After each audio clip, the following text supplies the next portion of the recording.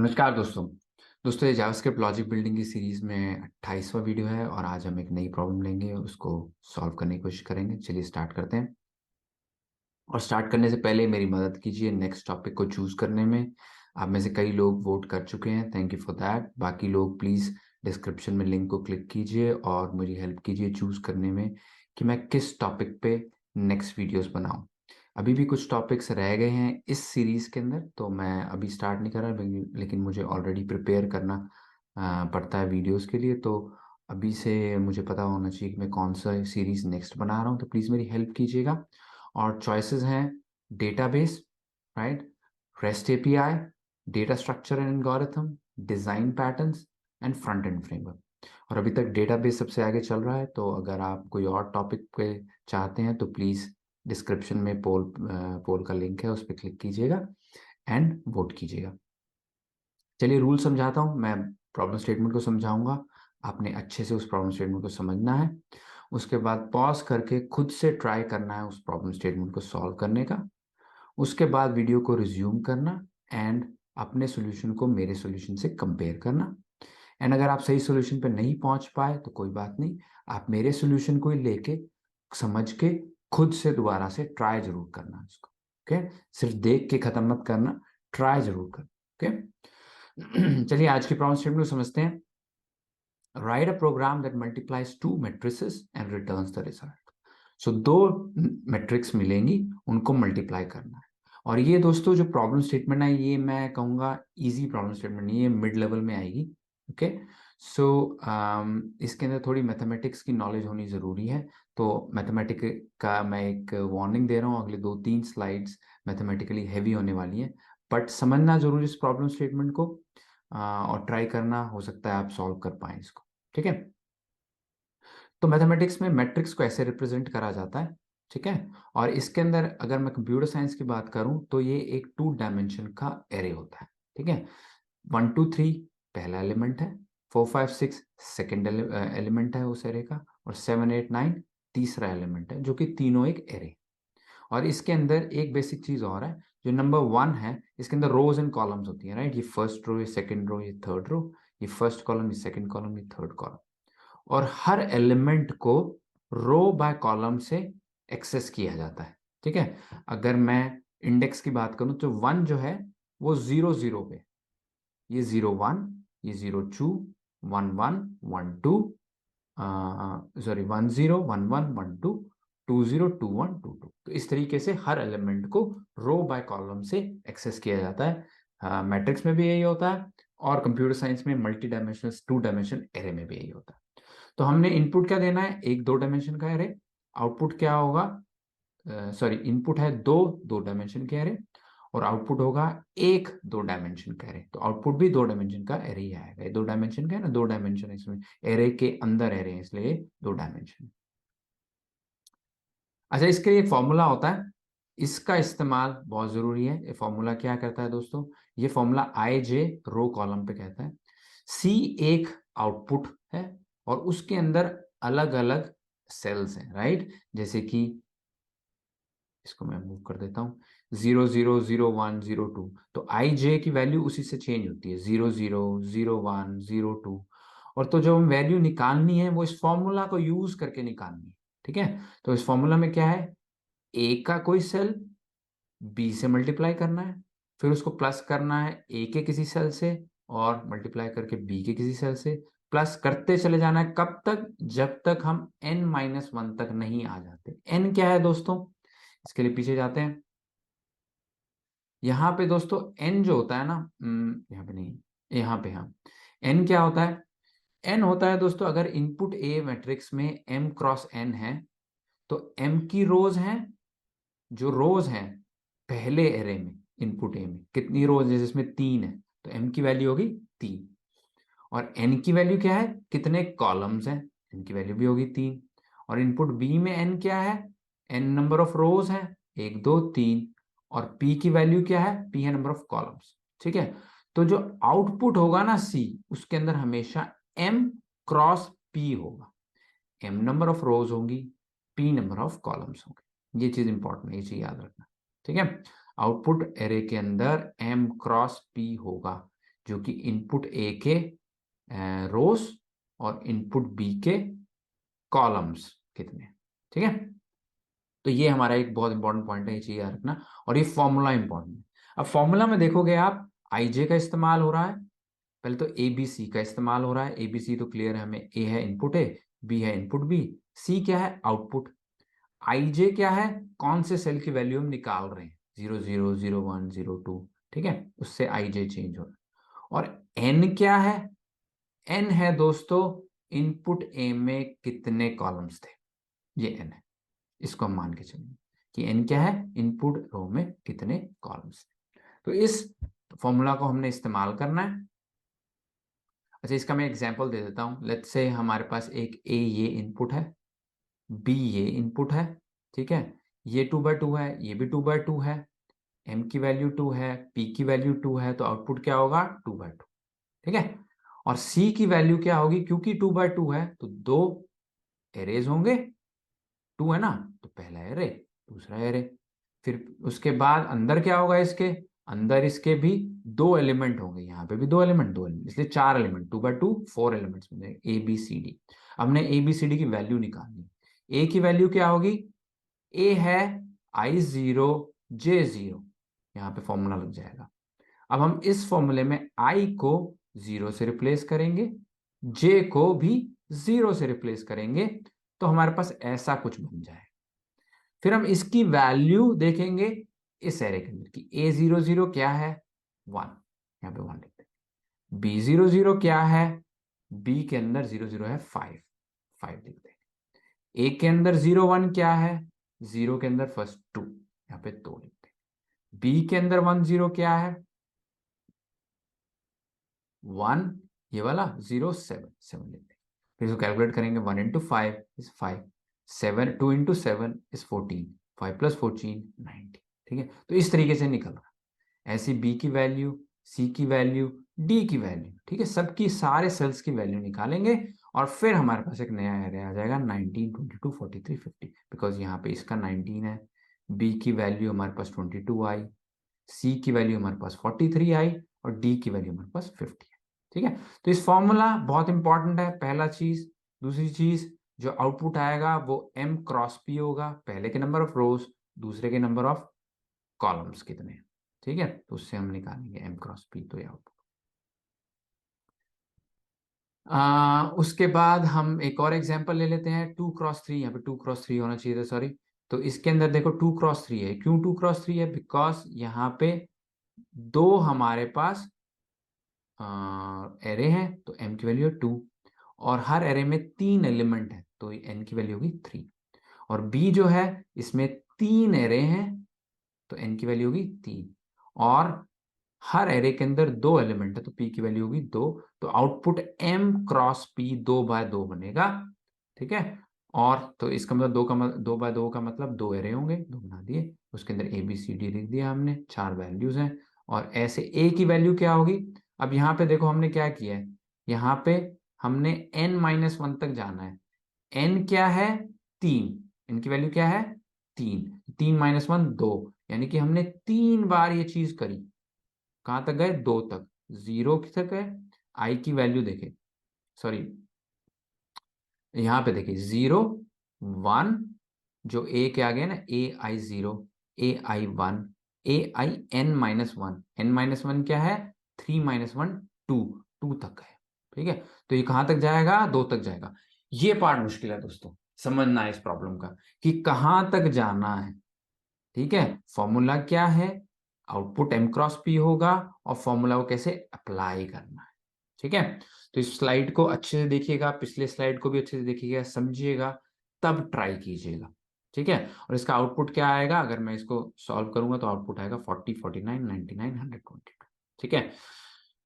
अब ये क्योंकि मैट्रिक्स है और ये मैथमेटिक्स के अंदर आती है, मैं उसके बहुत अंदर जाके आपको एक्सप्लेन नहीं कर सकता, बिकॉज अदरवाइज मैं मैथमेटिक्स के अंदर घुस जाऊंगा, और मैं आपको जावास्क्रिप्ट सिखाना चाहता हूँ, लॉजिक बिल्डिंग का। तो अगर आप को मैथमेटिक्स में प्रॉब्लम है इस चीज़ को समझने में, और मैट्रिक्स में इतने स्ट्रांग नहीं है, तो प्लीज़ स्किप कर दीजिएगा, अदरवाइज आप बहुत ज़्यादा टाइम वेस्ट करेंगे इसके अंदर। लेकिन आपको इंटरेस्ट है मैट्रिक्स में, तो ये अच्छी प्रॉब्लम है, एक मिड लेवल की प्रॉब्लम है, चैलेंज करेगी आपको। तो आप इसको ज़रूर ट्राई कीजिएगा। एंड यहाँ पे वीडियो को पॉज कीजिए और उसके बाद खुद से ट्राई कीजिए इसको, उसके बाद हम सॉल्यूशन पे चलेंगे। ठीक है, चलिए दोस्तों अब सॉल्यूशन पे चलते हैं। And I think solution easy होने वाला है, बिकॉज हमने अगर फॉर्मूला को अच्छे से अप्लाई किया और रिजल्ट को के मैट्रिक्स को सही उसको रोज और कॉलम्स दे दिए, देन प्रॉब्लम हमारी सॉल्व हो जाएगी। तो उस पर चलने से पहले प्लीज़ लाइक एंड सब्सक्राइब कीजिए और अपने दोस्तों के साथ शेयर कीजिए और मेरी हेल्प कीजिए, ताकि मैं बहुत सारे बच्चों तक ये नॉलेज जो मैंने सीखा है उसको फ्री में पहुंचा सकूं। तो प्लीज़ शेयर जरूर कीजिएगा।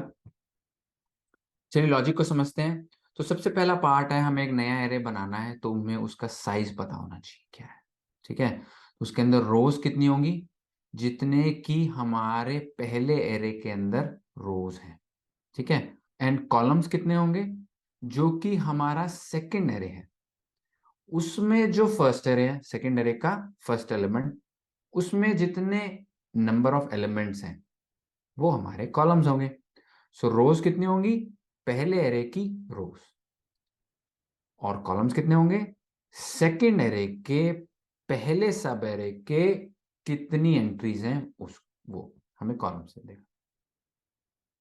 और रोज इन सेकंड एरे ये हमें भी चाहिए, बिकॉज फॉर्मूला के अंदर हमारे पास एक एन है, वो है कितने सेकंड एरे के अंदर कितनी रोज, वो हमें बताएगा कि कितने हमारे पास एन है। ठीक है दोस्तों, loop through and fill the result अरे, उसके बाद हम इन सबको लूप करेंगे और सी का फॉर्मूला लगाएंगे और उसको फिल करते चले जाएंगे। तो ये हमारा फॉर्मूला है, हम इसको लगाते हैं और चलते हैं विजुअल स्टूडियो कोड के अंदर। सो जाते हैं अब यहाँ पे, हम कहते हैं मैट्रिक्स मल्टीप्लिकेशन। ठीक है, अब मुझे क्या करना है, यहाँ पे एक फंक्शन बनाता हूँ, फंक्शन मैट्रिक्स मल्टीप्लिकेशन, और ये क्या लेता है, दो एरे, एरे 1 एंड एरे 2।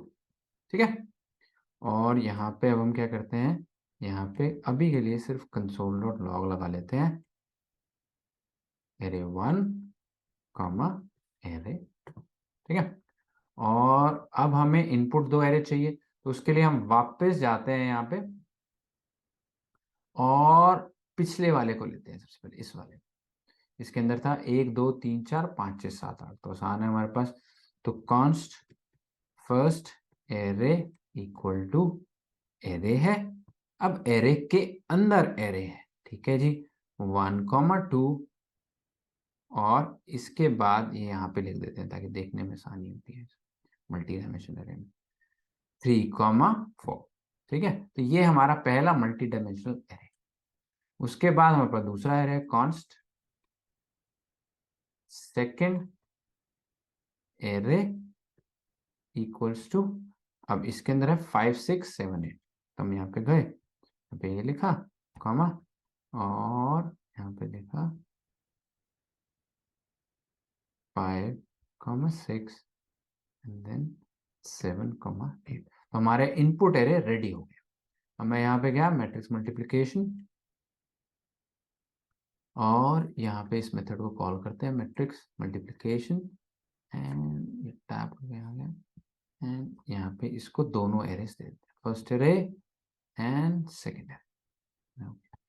ठीक है, कंट्रोल एस करके सेव करते हैं और इसको चलाते हैं। अब यहाँ पे node matrix multiplication dot J, तो यहाँ पे ये अनडिफाइन आ रहा है, तो अनडिफाइन इसलिए आ रहा है बिकॉज मैंने फर्स्ट एरे में गलती करी, यहाँ पे कॉमा नहीं लगाया। कंट्रोल एस करके सेव करते हैं, यहाँ पे चलाते हैं, तो यहाँ पे हमारे पास अब आ गया है, यहाँ पे दोनों एरे प्रिंट हो गए हैं। ठीक है, तो इतना तो हो गया।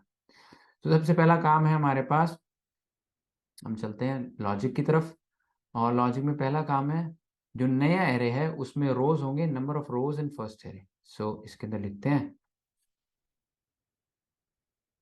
Const rows in new in result is equal to, जो फर्स्ट एरे है एरे 1 डॉट उसके अंदर कितनी रोज है, तो उसका लेंथ ले लेते हैं, उससे हमें रो बदल जाएगी।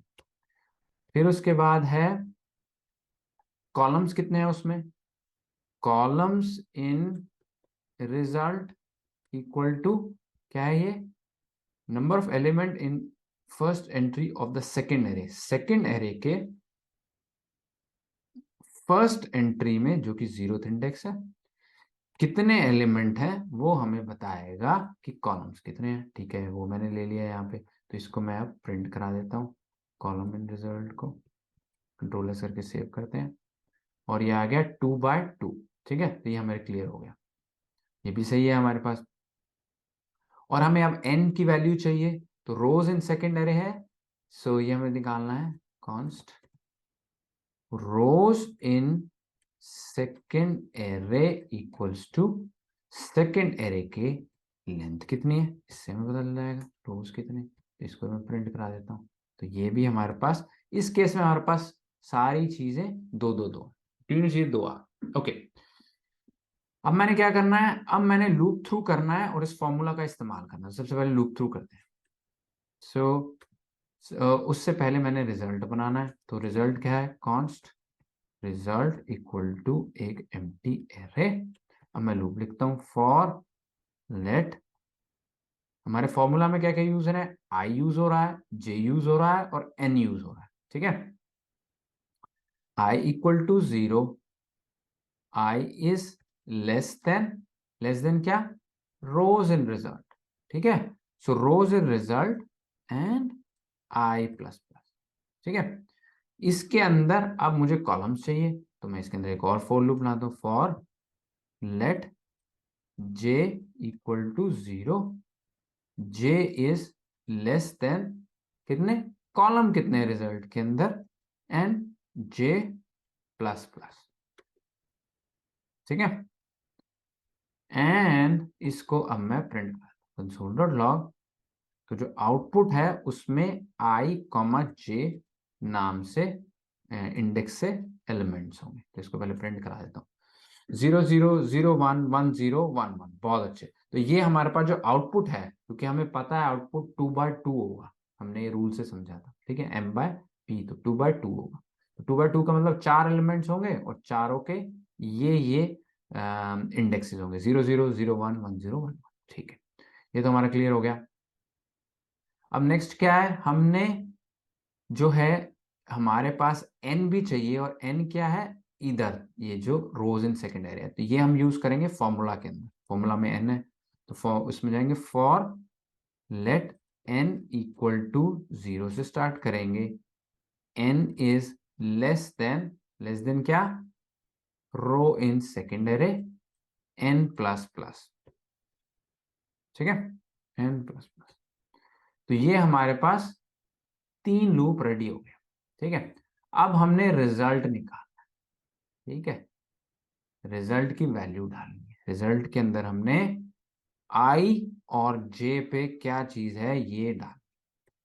ठीक है, तो इसके लिए हमने सेल की वैल्यू निकालनी है, तो हम लिखेंगे लेट सेल वैल्यू, स्टार्टिंग में हम कहते हैं इसकी वैल्यू है 0। अब हमने ये फॉर्मूला निकाला है। ठीक है, फॉर्मूला क्या कहता है, सी आई जे क्या है, इस पहले केस में 0 0 for example is A I 0।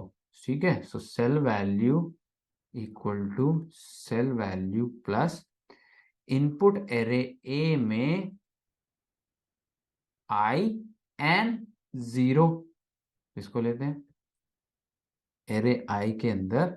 अब 0 क्या है दोस्तों, 0 हमारा n है, देखो अगर 0 देखो ना, 0 यहाँ पे है, फिर ये 1 हो जाता है, फिर यहाँ पे n-1, तो हम 0 से स्टार्ट करें तो हम इसको ले सकते हैं, ये है हमारे पास 0, और फिर है सॉरी आई एन, सॉरी ये आई है, यहाँ पे आई लिखा ना, ए आई, और जहां 0 है वहां मैं लिख दूंगा n, जो कि हमारा ये वाला लूप है। ठीक है, अब इसको क्या करना है, इसको मल्टीप्लाई करना है बी के,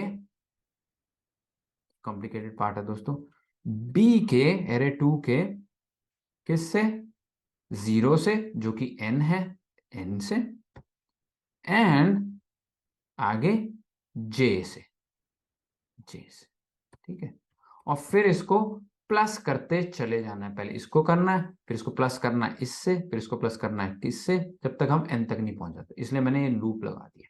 ठीक है, सो हमारे पास इस सेल की वैल्यू आ गई और फिर इस सेल की वैल्यू को इसके अंदर डाल देना। ठीक है, तो कंट्रोलर करके सेव करते हैं और इसके बाद इसको चलाते हैं एंड ये कोड हो गया क्रैश। क्यों हो गया? बिकॉज ये कह रहा है can not set properties of undefined setting 0। तो ये अगेन हमें क्या करना है, इसको इनिशियलाइज करना है। मैंने इनिशियलाइज नहीं करा इसको। इफ अगर ये रिजल्ट आई नहीं है देन रिजल्ट आई को एम्प्टी एरे बना दो और फिर उसके अंदर जे डाल देना। अब इसको मिल जाए। इसको कंट्रोल एस करके सेव करते हैं, चलाते हैं और उसके बाद हमने अब रिजल्ट को रिटर्न कर देना। Return result. ठीक है, और यहाँ पे मैं क्या करूंगा दोस्तों, यहाँ पे मैं इसको कंसोल डॉट लॉग करवा देता हूँ रिजल्ट को। कंट्रोल एस सेव करवाया तो हमारे पास आ गया 19, 22, 43, 50। आज इसको चेक करते हैं सही है नहीं है। 19, 22, 43, 50। ओके, तो ये चीज तो होगी। अब इसके अंदर मैं क्या करता हूँ दोस्तों, मैं अब एक और एग्जाम्पल लूंगा। ठीक है, इसके अंदर मैं क्या करूंगा, एक और एग्जाम्पल लेता हूँ फर्स्ट एरे में। फर्स्ट एरे में मैं देता हूँ, अब मैं दूसरे वाला एग्जाम्पल क्या था हमारा, 1 2 3 3 4 8। ओके, पहले में है 1 2 3 और यहाँ पे है 3 4 और फिर सेकेंड एरे है हमारे पास। सेकेंड एरे को ले लेते हैं, इसमें अब एक और इनपुट देते हैं। सेकेंड एरे है, सेकेंड एरे के अंदर क्या क्या चीजें हैं, लेट्स सी। इसके अंदर 3 है। ओके, 3 है एलिमेंट, तीन सब एरेज है। उनकी वैल्यूज है 5 6 7 8 7 9। 5 6 7 8 7 9। 5 6 7 8 7। ठीक है, तो ये दोनों एलिमेंट, ये दोनों एरे हैं, ये दोनों हमने इसको इनपुट दिए और देखते हैं क्या आउटपुट आता है। इसको देखते हैं, तो आया 40 49 99 122। देखते हैं यहाँ पे क्या आउटपुट था। 40 49 40 49 99 122। ओके, सो ये हमारे पास ये दोनों केसेस में हमने इस चीज को सॉल्व कर दिया। मैंने और क्या चीजें नहीं करी, मैंने यहाँ पे वैलिडेशन नहीं लगाई, तो हमें वैलिडेशन जरूर लगानी है हमेशा। Add validation to check if input are arrays. ठीक है, तो एरे का चेक लगा देना है आपने और उसके बाद इस कंसोल लॉग की हमें जरूरत नहीं है, हम इसको चेक कर देते हैं। इसको हम सेल प्लस इक्वल टू से भी लिख सकते हैं। ठीक है, इसको दोबारा कंट्रोल एस करके सेव करके चला देते हैं। सेम आउटपुट आया तो इसको हमने छोटा कर दिया, है ना। And that is it. इस वीडियो में दोस्तों इतना ही। आई होप क्लियर होगा। मुश्किल प्रॉब्लम है ये। इसके लिए मैथमेटिक्स की थोड़ी सी नॉलेज होनी जरूरी है, फॉर्मूलाज का पता होना जरूरी है, एरेज की अच्छी नॉलेज होनी जरूरी है, तब जाके आप इस प्रॉब्लम को सॉल्व कर पाएंगे। बट आई होप आपने कुछ सीखा होगा। मज़ा आया तो लाइक कीजिए, सब्सक्राइब कीजिए एंड अपने दोस्तों के साथ शेयर कीजिएगा। प्लीज़ पोल में वोट कीजिएगा and thank you very much. मिलते हैं नेक्स्ट वीडियो में। Bye bye.